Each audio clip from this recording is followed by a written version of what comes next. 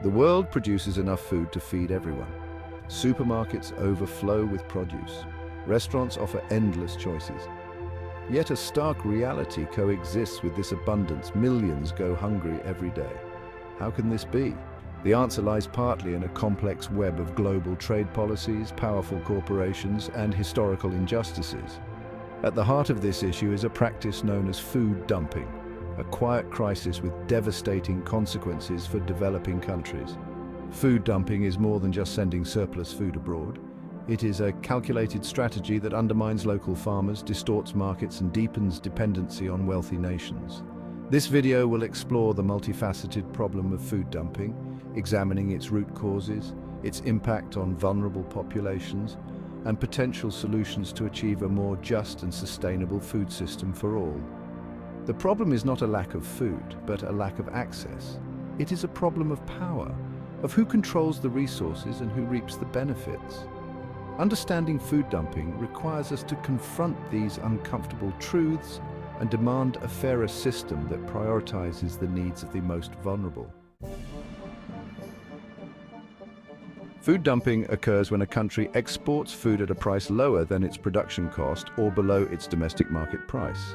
This practice might seem on the surface like an act of charity. After all, isn't sending cheap food to poorer nations a good thing? The reality, however, is far more insidious. Dumping artificially lowers prices in the recipient country, making it impossible for local farmers to compete.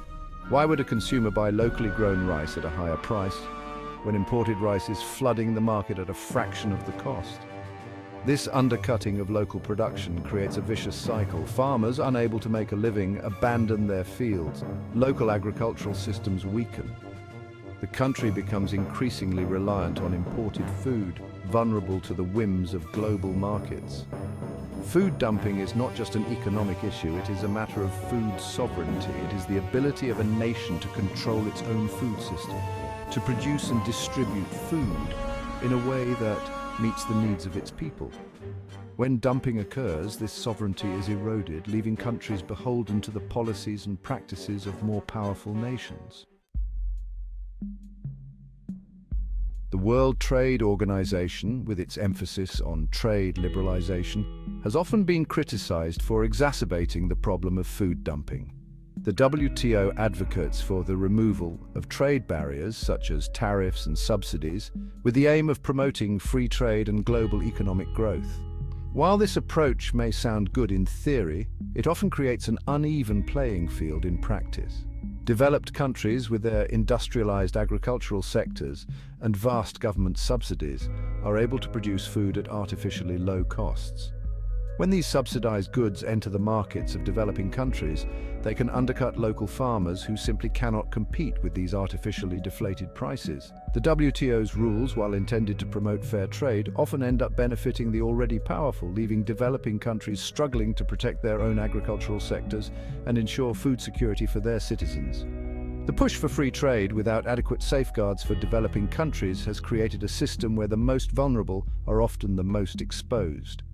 The WTO, while promoting itself as a champion of free and fair trade, must acknowledge its role in perpetuating a system that often benefits the wealthy at the expense of the poor.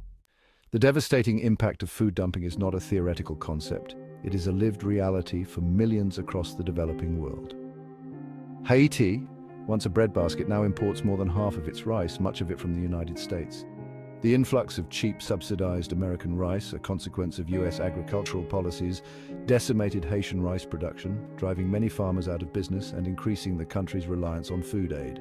Liberia, recovering from years of civil war, faces a similar predicament. Dumped imports of rice, chicken, and other foodstuffs have crippled local production, hindering the country's efforts to rebuild and achieve food security.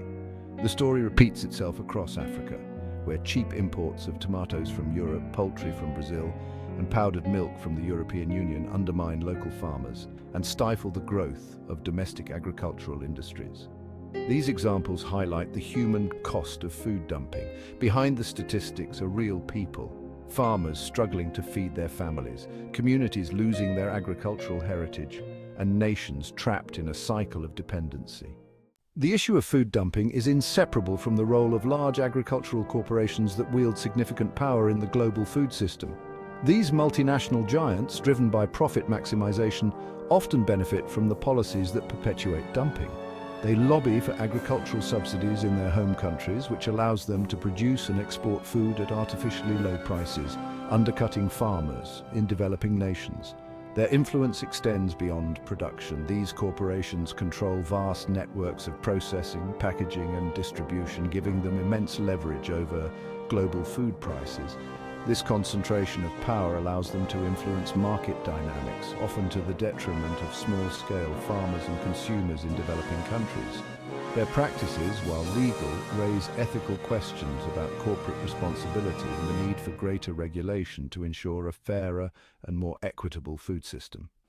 The dominance of these corporate giants highlights the urgent need to create a more diversified and resilient food system, one that empowers small-scale farmers, supports local economies, and prioritizes the needs of consumers over corporate profits. As we navigate the complexities of the global food system, it becomes clear that meaningful change is not only possible but essential. Grassroots movements and local initiatives around the world are stepping up to challenge the status quo.